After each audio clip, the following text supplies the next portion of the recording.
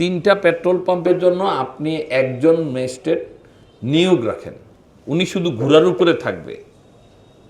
কোনো অবৈধ যাদের লাইসেন্সবিহীন কোনো গাড়িকে কোনো তেল দিবে না। পুলিশ এবং ম্যাজিস্ট্রেট সহকারে এখানে এই মনিটরিংটা করবে। দেখেন, আমাদের যে কাজটা আমাদের দলীয়ভাবে করছি, এটারও কিন্তু একটা সময়সীমা আছে। এটা আমাদের দলীয় লোকজন যারা ওখানে 20-25 জন লোক সবসময় কাজ করে, তাদেরও তো খেতে হবে। এখন তারা ওইটা কাজ বন্ধ রেখে তারা ওখানে দাঁড়িয়ে থাকে। মানুষও কিন্তু একটা সময় যে এটাকে সমালোচনা করতে পারবে হয়তো, কিন্তু আমরা সকলের সুবিধার জন্য এই কাজগুলো করি। যেমন আমরা যে কিন্তু এই গাড়ির লাইসেন্স নাই, এটা চেক করার অধিকার আমাদের কোনো দলীয় লোকের নাই। সেটা ম্যাজিস্ট্রেট সাহেব পারে, সেটা পুলিশ প্রশাসন পারে। কিন্তু পুলিশ কিছু কিছু জায়গায় দেখা যায় যে বসে থাকে। যেমন আমি নিজেই তো দেখি, আমি 2টা পুলিশ সদস্যকে দেখেছি অ্যাক্টিভ, বাকিদেরকে দেখছি অ্যাক্টিভ না। তেলের হিসাব আমি প্রত্যেকদিন 3টার থেকে পাই, আমাকে 3টার থেকে আর আলাদাভাবে দেয়। এবং আমি কুমিল্লার সাথে যোগাযোগ করে দেখি যে এদেরকে বড় তেল কিছু রইল বেশি দেয় আগের মাসের বছরের তুলনায়। তো তেল যায় কোথায়? কেন এই সংকট? আগের বছর যদি 4,000 লিটার প্রতিদিন আসতো, তাহলে এখন কেন 7,000-8,000 লিটারের চাহিদা? এই সময় হয়তো 15 দিন এদিক সেদিক কৃষিকাজে, সেটা তো ডিজেলের ব্যাপারে। ডিজেলের ব্যাপারে স্পষ্ট বার্তা যে টিউনু মহোদয় যে কাগজ দিবে সেটা ফটোকপি দিলে কোনো দেওয়া হবে না, ডিজেল দেওয়া হবে না। অরিজিনাল কাগজ সে দিবে, সেই কাগজ তার থেকে রেখে দিবে, সেটা আপনার ম্যাজিস্ট্রেট সেখান থেকে কালেকশন করে আবার টিউনু মহোদয়ের কাছে ফেরত দিবে ফর ভেরিফিকেশন যে এটা সব সঠিক আছে কিনা। গত পরশুদিন আমাকে ফোন করেছে এক মালিক যে ভাই ফটোকপি নিয়ে এসে 70 লিটার তেল চায়।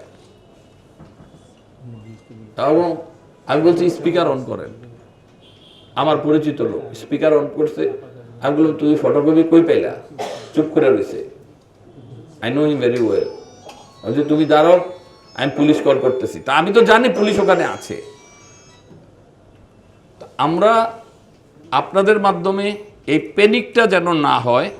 যেই পরিমাণ তেল আমাদের রাষ্ট্রীয় কোষাগারে আছে, প্যানিক না হলে এই তেল দিয়ে সুন্দরভাবে কৃষি এবং রাস্তাঘাটে সকলেই চলতে পারবে।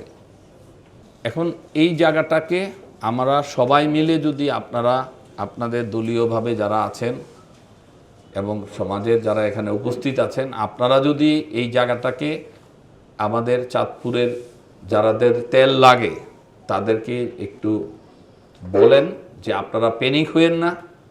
তেলের ক্রাইসিসের জন্য আপনার কোনো ক্রাইসিস হবে না। আপনি নিয়ে বোতলে ভরে রাখার দরকার নেই।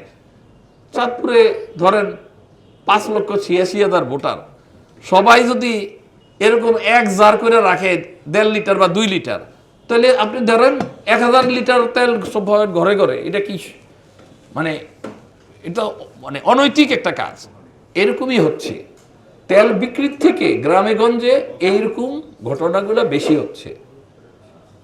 তারপরে টিউনু মহোদয়ের কিছু পার্ট আছে, আপনি এখন ওই যে ড্রেজারে বালু ভরে এগুলো সব বন্ধ করে দেন।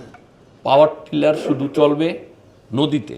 পাওয়ার টিলার ক্যারিংয়ে আপনি কোনো তেল দিবেন না। আপনার ওই কাগজ নিয়ে করে কি পাওয়ার টিলারও চালায়, রাস্তা ওই যে ক্যারিংয়ের যে পাওয়ার টিলার সেটা চালায়। এসপি মহোদয় চাঁদপুর সদরের একবার আলোচনা হয়েছে, আগের ডিসি সাহেব, আপনারা তো থাকার কথা। ট্রাক্টর চলবে না রাস্তায়, কোনো ট্রাক্টর চলবে না। ট্রাক্টর শহরের মধ্যে প্রতিটা জায়গায়, প্রতিটা উপজেলায় ট্রাক্টর চলছে অবাধে। আপনারা বলেন আমার কথা সত্যি না মিথ্যা?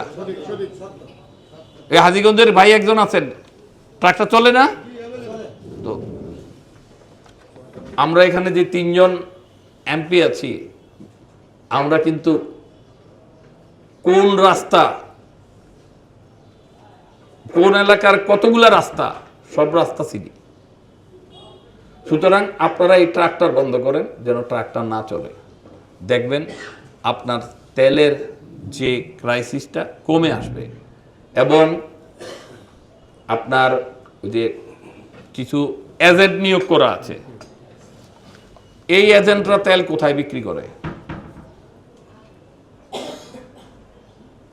যে নদীতে তেল বিক্রি করে, এই তেল নদী দিয়া অন্য ডিস্ট্রিক্টে চলে যায়। ওই জায়গাগুলোতে হাত দেন, যে ওই এজেন্টদেরকে ধরেন যে তোমার আজকে তেল নিছো, কার কাছে দিছো, বিক্রি করছো, ওকে, তারে ধরে তুমি কোথায় ব্যবহার করছো। কারণ এখন তেল শুধু ব্যবহার হবে ডিজেল, গাড়ি চালানো, গাড়িতে বড় বড় গাড়িগুলো চালাবে, আর হলো কৃষিকাজে ব্যবহার হবে। আর 15-20 দিন পরে কিন্তু কৃষিকাজে আর হবে না, শুধু শ্যালো পাম্পের জন্য হবে, তাই না কি? তাহলে আপনার যদি এই জায়গাটাতে আপনি একটু প্রখর দৃষ্টি নেন, প্রতিটা উপজেলায়, আমার বিশ্বাস